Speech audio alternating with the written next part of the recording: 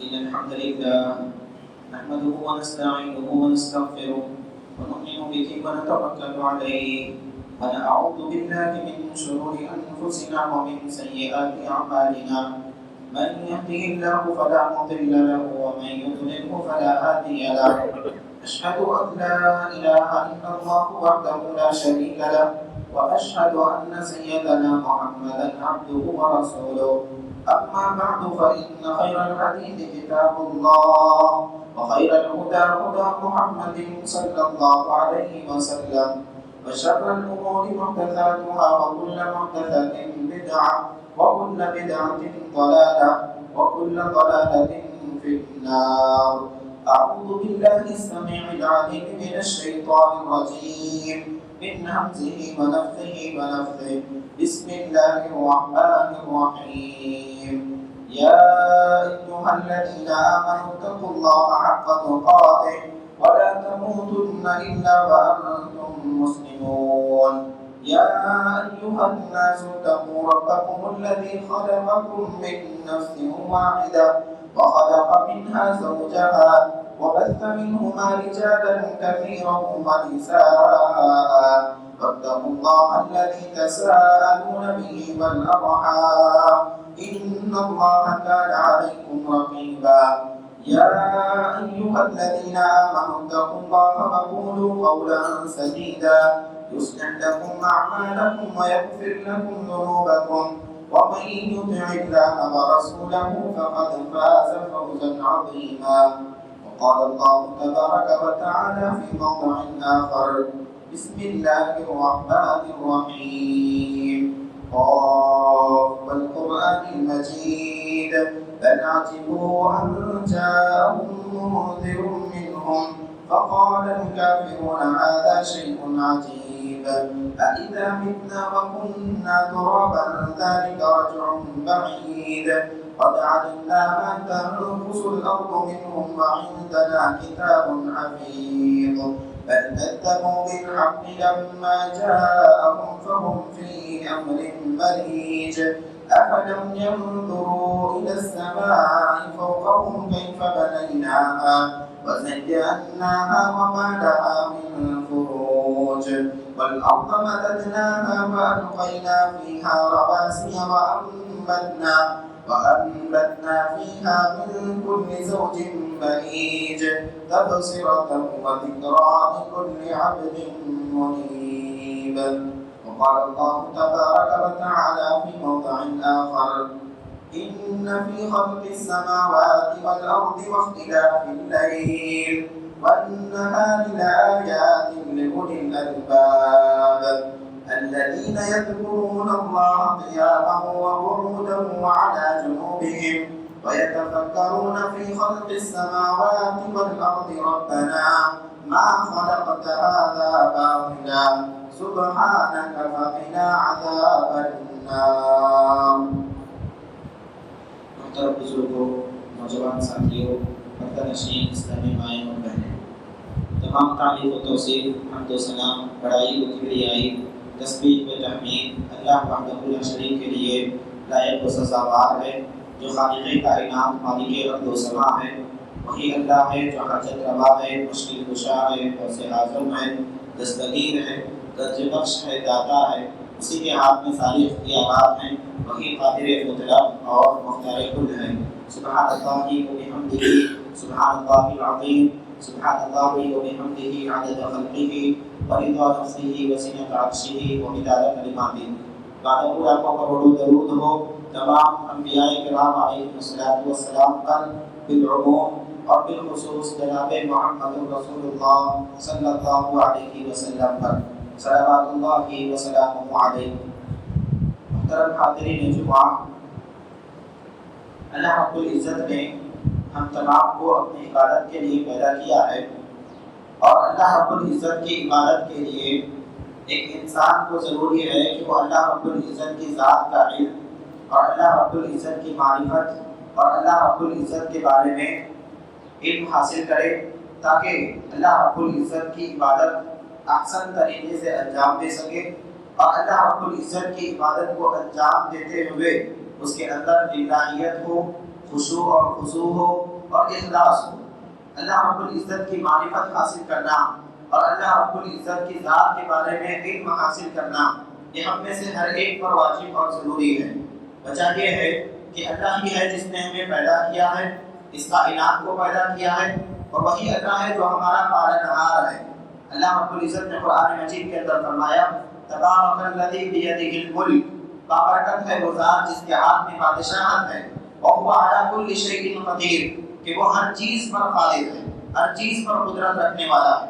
الذی خلق الموت والحیات، کہ وہی اللہ ہے، وہی بابرکت ذات ہے کہ جس نے موت اور حیات کو پیدا کیا، زندگی اور موت کو پیدا کیا۔ اللہ رب العزت کی ذات کا علم حاصل کرنا اور اللہ رب العزت کی معرفت حاصل کرنا ضروری ہے، کیونکہ اس کی عبادت کے لیے ہمارے اندر خشوع کا پایا جانا، اس کی عبادت کے لیے ہمارے دلوں کے اندر اس کی خشیت کا پایا جانا اور اخلاص اور الہیت کا پایا جانا بے انتہا ضروری ہے۔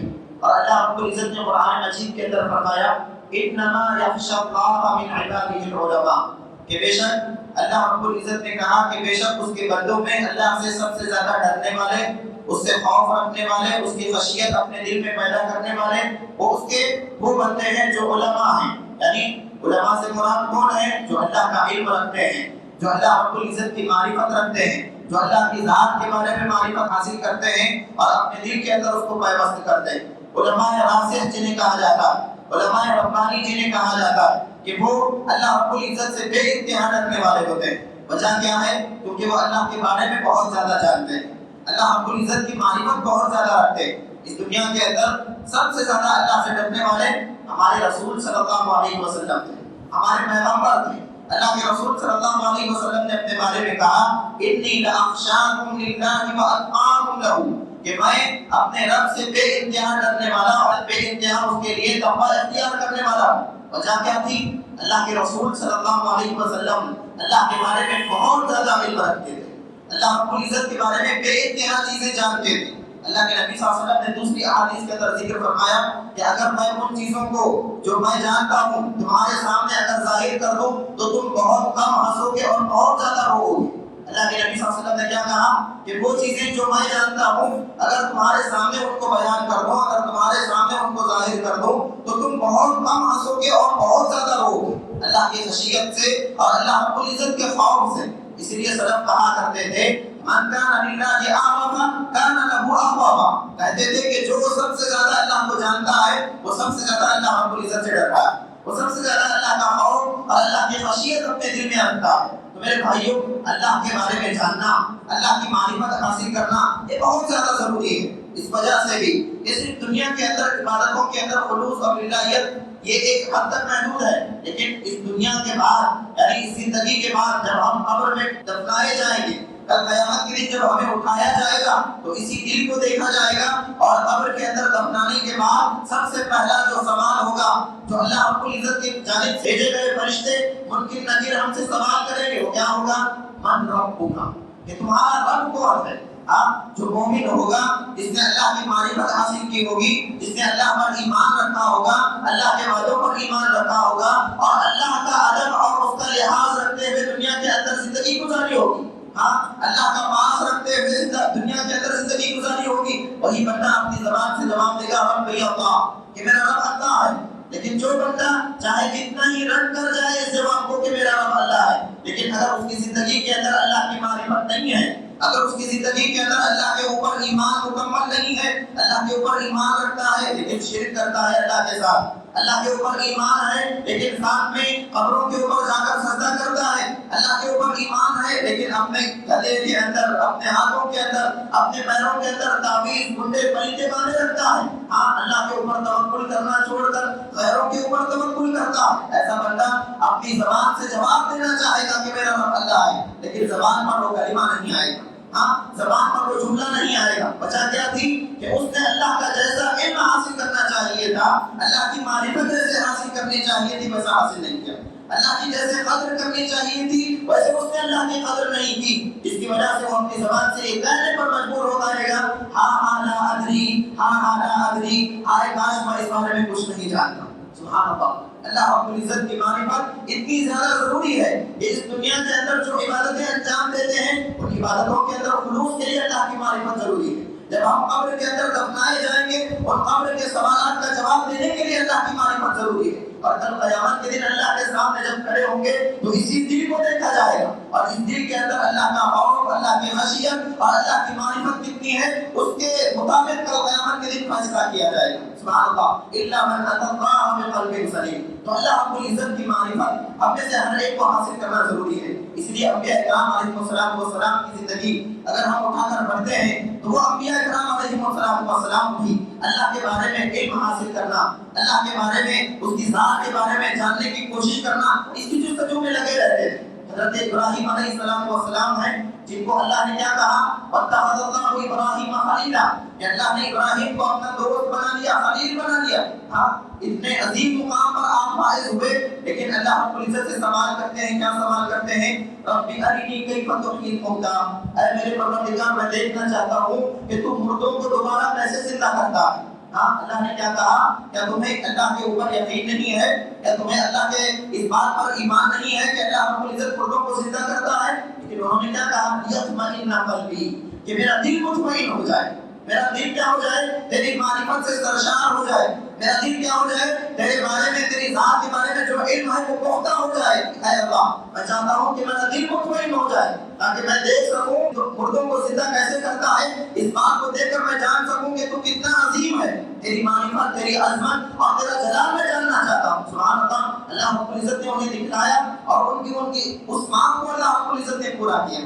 اللہ نے کہا کہ تم 4 پرندے لو اور ان کے ٹکڑے کرو، فَصُرْهُنَّ إِلَيْكَ ثُمَّ اجْعَلْ عَلَىٰ كُلِّ جَبَلٍ مِّنْهُنَّ جُزْءًا، اور پھر انہیں کیا کرو، الگ الگ پہاڑوں پر ان کے ٹکڑے الگ الگ کر دو، ملا کر رکھ دو، پھر تمہیں انہیں آواز دو. ثُمَّ ادْعُوهُنَّ يَأْتِينَكَ سَعْيًا، پھر انہیں آواز دو، وہ تمہارے پاس دوڑتے ہوئے آئیں گے.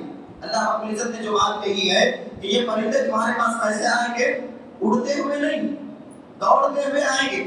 مفسرین اکرام ایک نقطہ لکھتے ہیں، بیان کرتے ہیں کہ اڑ کر آنے میں ہو سکتا ہے دوسرا پرندہ بھی اڑ کر آ جائے، کسی دوسرے پرندے کو اللہ حکم دے دے کہ وہ آ جائے. لیکن دوڑ کر آنے میں حکمت یہ ہے کہ جو پرندے حضرت ابراہیم علیہ السلام نے ٹکڑے کیے وہی پرندے آتے ہیں یا نہیں، اس بات کا یقین حضرت ابراہیم علیہ السلام کو ہو جائے. ہاں، جب چل کر آتے ہیں تو معلوم ہوتا ہے کہ یہی پرندہ، ہاں، جس کو میں نے ذبح کیا تھا، جس کے میں نے ٹکڑے کیے تھے.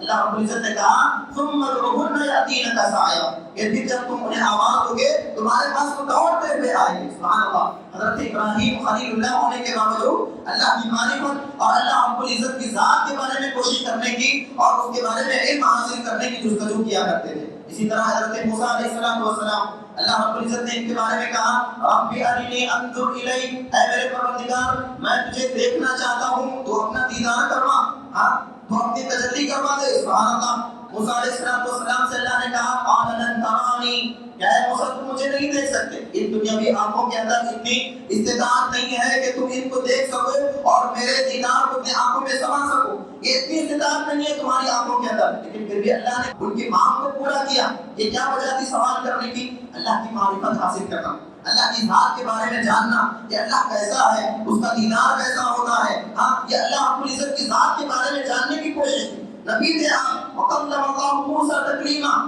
کہ اللہ رب العزت نے حضرت موسیٰ علیہ السلام سے کلام کیا اور اتنی مرتبہ کیا کہ جتنے کہ کسی دوسرے پیغمبر سے اتنا کلام نہیں کیا. آج یہ آپ کا مقام تھا، آج اتنا آپ اللہ سے کلام کرتے تھے، لیکن پھر بھی اللہ کے بارے میں مزید جاننا ہے، مزید اس کی معرفت حاصل کرنا ہے. اللہ نے کیا کیا؟ آگے کہا فَلَمَّا تَجَلَّىٰ رَبُّهُ لِلْجَبَلِ جَعَلَهُ دَكًّا وَخَرَّ مُوسَىٰ صَعِقًا. اللہ رب العزت نے اپنی تجلی تو کروائی لیکن حضرت موسیٰ علیہ السلام اپنے مقام پر ٹھہر نہیں پائے. ہاں، وَخَرَّ مُوسَىٰ، حضرت موسیٰ علیہ السلام بے ہوش ہو کر گر گئے اور وہ جو پہاڑ جس پر اللہ نے اپنی تجلی کی، ہاں، وہ پہاڑ ریزہ ہو گئے. ہاں، وہ پہاڑ اللہ رب العزت کی اس تجلی کو برداشت نہیں کر پائے. سبحان اللہ. یہ اللہ رب العزت کی ذات ہے کہ جس کے بارے میں جاننے کی انبیاء کرام علیہ السلام نے کوشش کی ہے. تو اسی لیے کہا جاتا ہے من کان للہ اعظم کان لہ اخوفا، کہ جو بندہ اللہ کو جتنا زیادہ جانے گا وہ اللہ سے اتنا زیادہ ڈرے گا. اس کی زندگی کے اندر اتنا خشوع ہوگا، اس کی زندگی کے اندر اتنا خلوص ہوگا، اس کی عبادتوں کے اندر اتنی لذت ہوگی. جو جتنا اللہ رب العزت کو جانتا ہے اتنا وہ اللہ رب العزت کی طرف آگے بڑھنے والا اور سبقت کرنے والا ہوگا. ہاں اللہ رب العزت کی معرفت کیسے حاصل کی جائے، اللہ رب العزت کی ذات کا علم کیسے حاصل کی جائے۔ اللہ رب العزت نے قرآن مجید کے اندر فرمایا ان فی خلق السماوات والارض واختلاف اللیل والنہار لآیات لأولی الالباب، یہ بے شک آسمان اور زمین کے پیدا کرنے میں اور اسی طرح دن اور رات کے اختلاف میں، یعنی ان دونوں کے آنے جانے میں تمہارے لیے بہت سی نشانیاں ہیں، اور ان لوگوں کے لیے بہت سی نشانیاں ہیں جو دیکھنے والی آنکھیں رکھتی ہیں۔ لآیات لأولی الالباب، جو عقل رکھتے ہیں، سمجھنے والی عقل رکھتے ہیں، ایسے لوگوں کے لیے اس کے اندر بہت سی نشانیاں ہیں۔ اگر اللہ رب العزت کی کائنات کے اندر غور کیا جائے، اللہ کی ذات کا علم ہو جائے گا، اللہ کی عظمت کا علم ہو جائے گا، اللہ کا جلال کیسا ہے اس بات کا علم ہو جائے گا۔ سبحان اللہ۔ اللہ کے نبی صلی اللہ علیہ وسلم نے فرمایا تفکروا فی آلاء اللہ ولا تفکروا فی اللہ، کہ تم اللہ کی نشانیوں میں غور و فکر کرو، اللہ رب العزت کی ذات میں غور و فکر نہ کرنا۔ وجہ کیا تھی؟ اللہ کے نبی صلی اللہ علیہ وسلم نے کہا کہ اللہ کی نشانیوں میں غور و فکر کرنا، اللہ کی ذات میں غور و فکر نہ کرنا۔ اللہ کی ذات میں غور و فکر کرنے سے منع کیا گیا۔ شارحین حدیث نے لکھا ہے وجہ یہ تھی اس کو منع کرنے کی کہ اگر ایک آدمی اللہ کی ذات کے بارے میں علم حاصل کرنے کی کوشش کرے گا تو اس کے اندر اتنی طاقت اور اتنی استطاعت نہیں ہے کہ وہ اللہ کی ذات کے علم کو اپنے اندر احاطہ کر سکے، اللہ کی ذات کے علم کو اپنے اندر سمو سکے، اس کے اندر اتنی طاقت نہیں ہے، یہ انسان کے بس کی بات نہیں ہے۔ تو اسی لیے اللہ نے کیا کہا، اللہ کی ذات یا پھر اللہ کی معرفت اگر حاصل کرنا ہے بس اس کی نشانیوں کو دیکھ لو، ہاں اس کی نشانیوں کو دیکھ کر غور و فکر کرو، تمہیں اللہ کی ذات کے بارے میں علم ہو جائے گا۔ اللہ کے نبی صلی اللہ علیہ وسلم کی یہ حدیث بتلاتی ہے کہ اگر ایک انسان کو اللہ کی معرفت حاصل کرنی ہے تو اللہ کی کائنات کے اندر، اللہ کی مخلوقات کے اندر غور و فکر کرے۔ اللہ کی مخلوقات میں سے سب سے عظیم مخلوق اللہ رب العزت کا عرش ہے۔ اللہ رب العزت نے خود فرمایا ہے فَلِلَّهِ الْحَمْدُ رَبِّ السَّمَاوَاتِ وَرَبِّ الْأَرْضِ رَبِّ الْعَرْشِ عَمَّا يَصِفُونَ۔ اللہ نے کہا کہ اس اللہ کی حمد بیان کرو جو کیا ہے، رب السماوات، ہاں آسمانوں کا پروردگار ہے، رب الارض زمین کا پروردگار ہے، رب العرش العظیم، ہاں رب العرش عما یصفون، اور اس عرش کا رب ہے ہاں جس کے بارے میں یہ لوگ بیان کرتے ہیں۔ سبحان اللہ۔ اللہ رب العزت نے ایک دوسرے مقام پر فرمایا فَإِن تَوَلَّوْا فَقُلْ حَسْبِيَ اللَّهُ لَا إِلَٰهَ إِلَّا هُوَ عَلَيْهِ تَوَكَّلْتُ وَهُوَ رَبُّ الْعَرْشِ الْعَظِيمِ۔ اس رب پر میں بھروسہ کرتا ہوں جو عرش عظیم کا رب ہے، یعنی عرش سب سے بڑی مخلوق ہے۔ اللہ کے نبی صلی اللہ علیہ وسلم کی حدیث ہے، اللہ کے نبی صلی اللہ علیہ وسلم نے فرمایا السماوات السبع فی الکرسی الا کحلقۃ ملقاۃ فی ارض فلاۃ۔ اللہ کے نبی صلی اللہ علیہ وسلم فرماتے ہیں کہ یہ آسمان اور زمین جو اتنی بڑی مخلوق ہے اللہ رب العزت کی، یہ مخلوق اللہ رب العزت کی اس کرسی کے سامنے، کرسی کیا ہے، اللہ رب العزت کی کرسی کیا ہے، اللہ نے سورہ بقرہ کے اندر کہا وسع کرسیہ السماوات والارض، کہ اس کی کرسی کیسی ہے جو آسمان اور زمین پر محیط ہے، یعنی ان تمام چیزوں سے بڑی ہے اس کی کرسی۔ اس آیت کی تفسیر کرتے ہوئے حضرت عبداللہ بن عباس رضی اللہ عنہ کہتے ہیں کہ کرسی سے مراد کیا ہے، موضع القدمین، اللہ رب العزت کے قدم رکھنے کی جگہ۔ یہ کرسی کیا ہے، یہ اللہ کے قدم رکھنے کی جگہ ہے۔ اللہ کے نبی صلی اللہ علیہ وسلم کی حدیث سنیے، اللہ کے نبی صلی اللہ علیہ وسلم فرماتے ہیں السماوات السبع فی الکرسی الا کحلقۃ ملقاۃ فی ارض فلاۃ۔ اللہ کے نبی صلی اللہ علیہ وسلم فرماتے ہیں کہ یہ ساتوں آسمان اور زمین اللہ کی کرسی کے سامنے کیسے ہیں، جیسے کہ کسی چٹیل میدان کے اندر ایک معمولی گیند پھینکا گیا ہو۔ ایک چٹیل میدان ہے بہت بڑا، اس میدان کے اندر ایک گیند ہے، اس گیند کی کیا حیثیت ہوگی، وہی حیثیت یہ ساتوں آسمان اور زمین کی اللہ کی کرسی کے اوپر ہے۔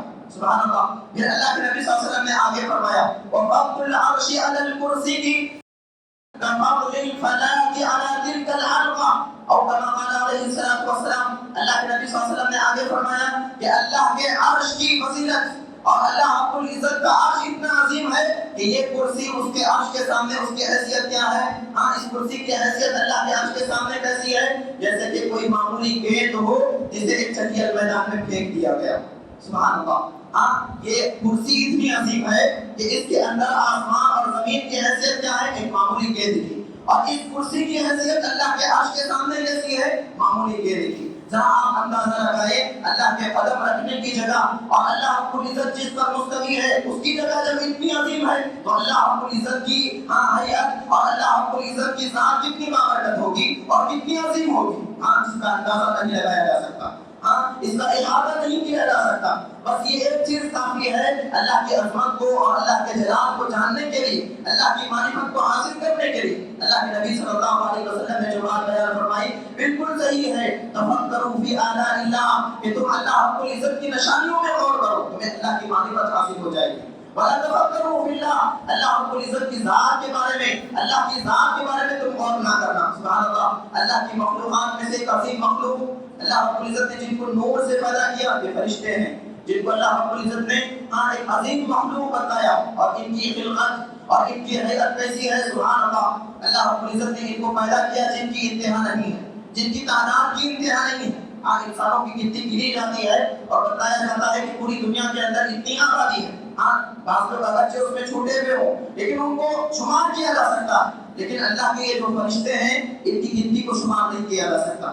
اللہ نے کہا وَمَا يَعْلَمُ جُنُودَ رَبِّكَ إِلَّا هُوَ, کہ اللہ کے جو لشکر ہیں ان کا علم صرف اللہ ہی کو ہے, کہ ان کی تعداد کتنی ہے اور جتنے اللہ کے لشکر ہیں وہ اللہ ہی بہتر جانتا ہے, اس کے علاوہ کوئی نہیں جان سکتا. اللہ رب العزت نے قرآن مجید کے اندر قسم کھائی والبیت المعمور, قسم ہے آباد گھر کی یعنی بیت معمور کی. اس کی تفسیر کے اندر اللہ کے نبی صلی اللہ علیہ وسلم کی ایک حدیث ہے بخاری شریف کے اندر کہ اللہ کے نبی صلی اللہ علیہ وسلم نے فرمایا یہ بیت معمور کیا ہے, ایک ساتوں آسمانوں کے اوپر ایک گھر ہے کہ جس کا فرشتے طواف کرتے ہیں, اور کتنا طواف کرتے ہیں کہ ہر روز 70,000 فرشتے اس کا طواف کرتے ہیں. لا يعودونه ابدا, کہ ایک مرتبہ جو طواف کر لیا دوبارہ قیامت تک اس کی باری نہیں آتی, دوبارہ قیامت تک اس کی دوبارہ طواف کرنے کے لیے اسے موقع نہیں ملتا.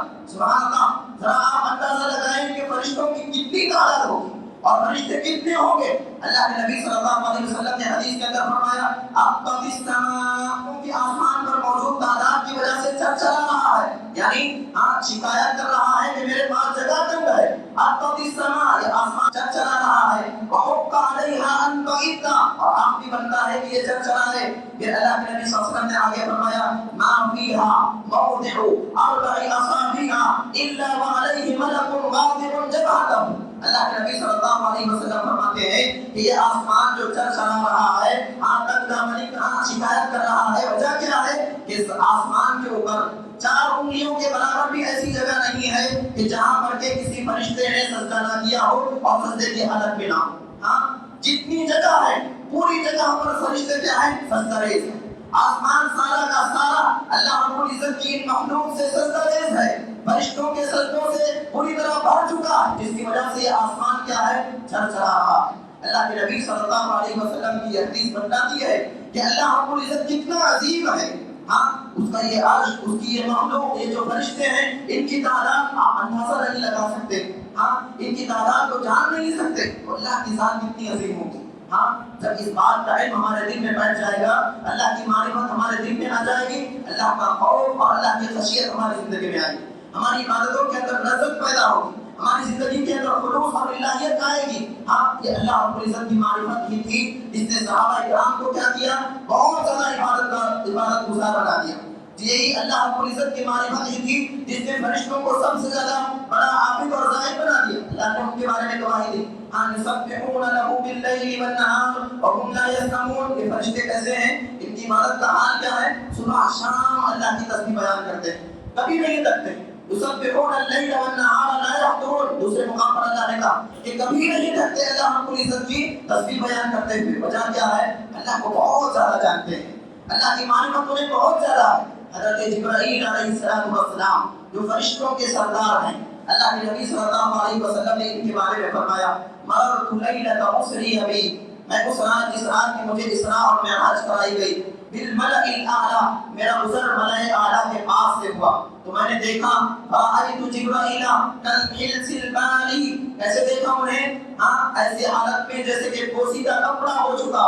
وجہ کیا تھی, من خشیت اللہ, اللہ کی خشیت کی وجہ سے ان کی حالت ہوئی ہے. اللہ کی خشیت کی وجہ سے ان کی حالت ہوئی ہے. ملائے اعلیٰ کے پاس میں نے حضرت جبرائیل علیہ السلام کو اس حالت میں دیکھا کہ جیسے کوئی کپڑا پہن کر بوسیدہ ہو چکا ہو. ایسی حالت حضرت جبرائیل علیہ السلام کی ہو چکی ہے اللہ کے خفی, اللہ کے خوف اور اللہ کی خشیت کی وجہ سے. اللہ سے جو سب سے زیادہ قریب ہے, اللہ سے جو سب سے زیادہ جانتا ہے, اللہ کے بارے میں علم رکھتا ہے, وہ سب سے زیادہ اللہ رب العزت کی عبادت کرتا ہے. وہ سب سے زیادہ اللہ رب العزت کے لیے نیکیوں میں آگے بڑھتا ہے. اللہ رب العزت کی ذات کا علم یا پھر اللہ کی معرفت کا علم اگر حاصل کرنا ہے تو اسی طرح مخلوقات کے ساتھ ساتھ مخلوقات میں سے ایک عظیم مخلوق اللہ رب العزت نے جو پیدا کی وہ ہے جنت اور جہنم. ہاں جنت اور جہنم یہ اتنی عظیم مخلوق ہے کہ آپ اس کا اندازہ نہیں لگا سکتے. اللہ کے نبی صلی اللہ علیہ وسلم نے حدیث کے اندر فرمایا کہ کل قیامت کے دن جو آخری جنتی ہوگا یعنی تمام مخلوقات حضرت آدم علیہ السلام سے لے کر قیامت کی صبح تک جو آخری بندہ آئے گا اور ان تمام میں جتنے لوگ جنتی ہوں گے وہ تمام کے تمام داخل ہو جائیں گے جنت کے اندر. لیکن ایک آدمی ہوگا جو سب سے آخر میں داخل ہوگا. اللہ رب العزت اسے جنت کے اندر حصہ عطا کریں گے. جنت کے اندر زمین دیکھیے کتنی زمین, اس زمین کے جیسے 10 ٹکڑے. ہاں یہ پوری زمین یہ پوری کائنات جیسی ہے اس جیسے 10 ٹکڑے اللہ رب العزت اسے کہاں پر عطا کریں گے؟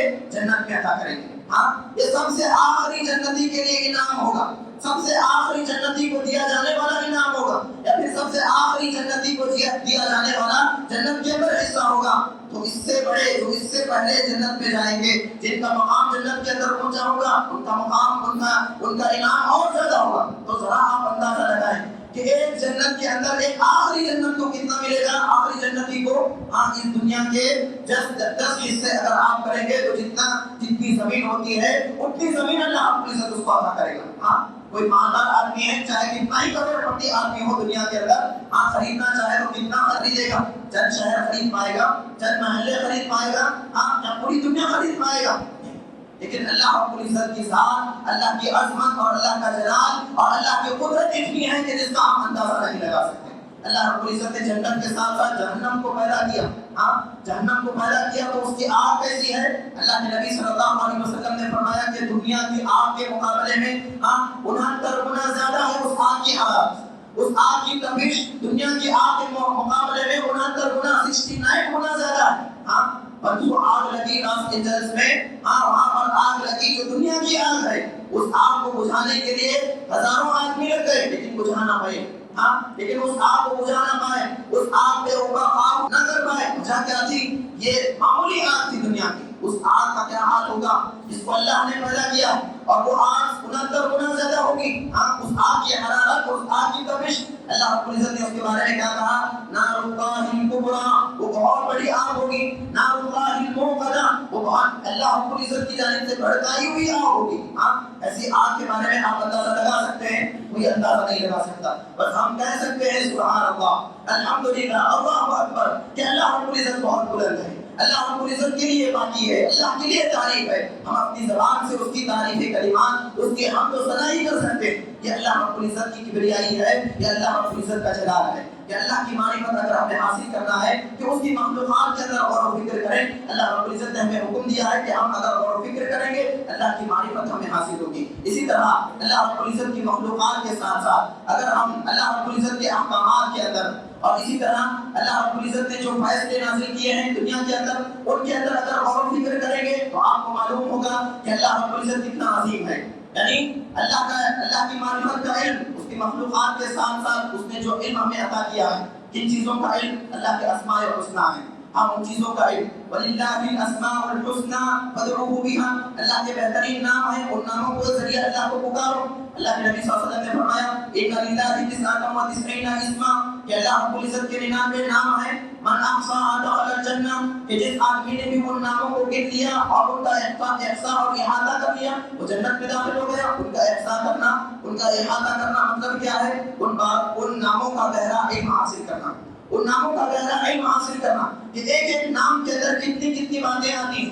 اللہ رب العزت علیم ہے, اللہ رب العزت کیا ہے؟ جاننے والا ہے. اللہ کا علم کیسا ہے؟ وَعِندَهُ مَفَاتِحُ الْغَيْبِ لَا يَعْلَمُهَا إِلَّا هُوَ, غیب کی کنجیاں اسی اللہ کے پاس ہیں, اس کے علاوہ کوئی اسے نہیں جان سکتا. وَيَعْلَمُ مَا فِي الْبَرِّ وَالْبَحْرِ, زمین پر کیا ہوتا ہے, سمندروں میں کیا ہوتا ہے, ہر چیز کا اللہ رب العزت کو علم ہے. وَمَا تَسْقُطُ مِن وَرَقَةٍ إِلَّا يَعْلَمُهَا, اگر کوئی پتا بھی اگر گرتا ہے وہ بھی اللہ رب العزت کے علم میں ہے. اللہ نے دوسرے مقام پر اپنے علم کا احاطہ کرتے ہوئے کہا وَعِندَهُ عِلْمُ السَّاعَةِ وَمَا تَدْرِي نَفْسٌ مَاذَا تَكْسِبُ غَدًا وَمَا تَدْرِي نَفْسٌ بِأَيِّ أَرْضٍ تَمُوتُ. اللہ رب العزت نے کہا کہ اللہ ہی کو علم ہے کہ قیامت کب قائم ہونے والی ہے. لوگوں نے اندازہ لگانے کے مطابق, اندازہ لگانے والوں نے اندازہ لگایا اور کہا کہ 2050 تک دنیا ختم ہو جائے گی. کسی سائنسدان نے یہاں تک کہا کہ یہ دنیا کیا ہے، ایک ایسی چیز کی طرف آگے بڑھ رہی ہے جو اس دنیا کو ہلاک اور برباد کر دے گی، نامعلوم چیز کی طرف آگے بڑھ رہی ہے۔ تخمینہ لگانے والے کتنے بھی ہوں، اندازہ لگانے والے کتنے بھی ہوں، کہنے والے چاہے جو بھی باتیں کہیں، اللہ رب العزت ہی کو علم ہے کہ قیامت کا وقائع ہوگی۔ وَيَعْلَمُ مَا فِي الْأَرْحَامِ، اللہ نے کہا کہ وہی جانتا ہے کہ ان ماؤں کے پیٹوں کے اندر کیا ہے۔ ماں کے پیٹ کے اندر بچہ ہے کہ بچی ہے، آج کی ٹیکنالوجی اتنی بڑھ چکی ہے کہ بتا سکتے ہیں، لیکن کیا آپ یہ بتا سکتے ہیں، آج کی یہ جدید ٹیکنالوجی یہ بتا سکتی ہے کہ یہ بچہ بدبخت ہے کہ نیک بخت ہے؟ یہ بچہ کتنے دن دنیا کے اندر زندہ رہنے والا ہے، اس دنیا کے اندر اس بچے کی عمر کتنی ہے، اس دنیا کے اندر اس کا رزق کتنا لکھا ہوا ہے؟ کیا آج کی یہ ٹیکنالوجی بتا سکتی ہے؟ چاہے کتنی بھی اوپر پہنچ جائے یہ ٹیکنالوجی، آسمان کی بلندی کو چھو رہی ہو، لیکن یہ جو علم ہے اللہ رب العزت کی کو ہے۔ وَيَعْلَمُ مَا فِي الْأَرْحَامِ وَمَا تَدْرِي نَفْسٌ مَاذَا تَكْسِبُ غَدًا وَمَا تَدْرِي نَفْسٌ بِأَيِّ أَرْضٍ تَمُوتُ إِنَّ اللَّهَ عَلِيمٌ خَبِيرٌ۔ کہ انسان کل کیا کمانے والا ہے، انسان کی موت کہاں پر ہونے والی ہے، اس بات کا بھی علم اللہ رب العزت ہی کو ہے۔ یہ اللہ رب العزت کے علم کا احصاء ہے، یہ اللہ رب العزت کے علم کی ایک جھلک ہے۔ حضرت موسیٰ علیہ السلام حضرت خضر علیہ السلام سے جب ملاقات کرنے کے لیے گئے تو اس واقعے کے اندر حضرت خضر علیہ السلام نے ایک بات کہی اللہ کے علم کے بارے میں، کہا کہ اے موسیٰ، اللہ رب العزت نے جو علم تمہیں عطا کیا ہے اور مجھے اللہ رب العزت نے جو علم عطا کیا ہے، کہا کہ وہ علم صرف اتنا ہی ہے جتنا کہ ایک چڑیا اپنی چونچ کے ذریعے سمندر سے پانی نکالتی ہے۔ ایک چڑیا آئی اور سمندر کے اندر چونچ ماری، کتنا پانی پیے گی؟ ایک قطرہ، دو قطرہ، تین قطرے، ایک گھونٹ، کتنے گھونٹ؟ اللہ رب العزت کا علم کیا ہے؟ یہ سمندر ہے، اور اس کے مقابلے میں انسانوں کا علم کیا ہے؟ وہ چڑیا کے چونچوں کے اندر آنے والے خطرات ہیں۔ آسمان اور زمین جب سے پیدا ہوئے اس وقت سے لے کر قیامت کب تک قائم ہوگی، اس وقت تک جتنا لوگوں کو علم دیا جائے گا وہ صرف اتنا ہی علم ہے۔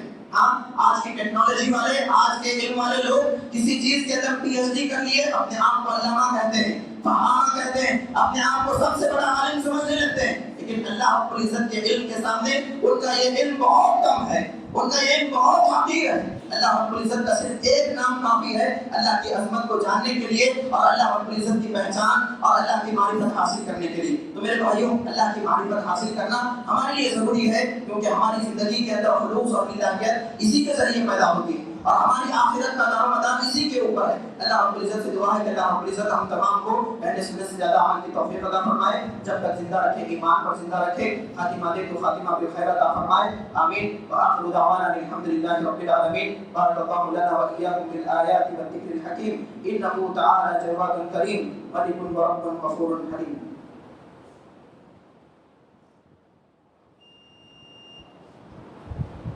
إن الحمد لله نحمده ونستعينه ونستغفره ونؤمن به ونتوكل عليه ونعوذ بالله من شرور أنفسنا ومن سيئات أعمالنا، من يهده الله فلا مضل له ومن يضلله فلا هادي له، أشهد أن لا إله إلا الله وحده لا شريك له وأشهد أن سيدنا محمدا عبده ورسوله، أما بعد، أعوذ بالله السميع العليم من الشيطان الرجيم، إن الله وملائكته يصلون على النبي يا أيها الذين آمنوا صلوا عليه وسلموا تسليما، اللهم صل على محمد وعلى آل محمد كما صليت على إبراهيم وعلى آل إبراهيم إنك حميد مجيد، اللهم بارك على محمد وعلى آل محمد كما باركت على إبراهيم وعلى آل إبراهيم إنك حميد مجيد، اللهم اغفر للمؤمنين والمؤمنات والمسلمين والمسلمات والأحياء منهم والأموات، اللهم انصرنا نصر الدين واجعلنا منهم واخذل من خذل المسلمين ولا تجعلنا منهم، عباد الله رحمني ورحمكم الله، إن الله يأمر بالعدل والإحسان وإيتاء ذي القربى